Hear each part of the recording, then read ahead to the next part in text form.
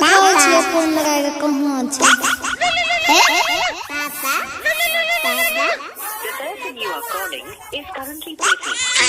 ए यो छोड़ा हमरा भर दिन दिमाग खराब कर दैया। चुपा चुपा रे न चुपा पापा फोन लगबै छिया। हां ना हां हेलो हां हेलो कतै रहे छी मोबाइल छोड़ के यो हमर दिमाग खराब कर देलकै। अरे बरगाई बा मैं काम पर ये बोल की बात छै। कहले ना हिसाब बारी दे देलक ठेकेदार। अरे दे दल के परसु आब रहलियो गांव।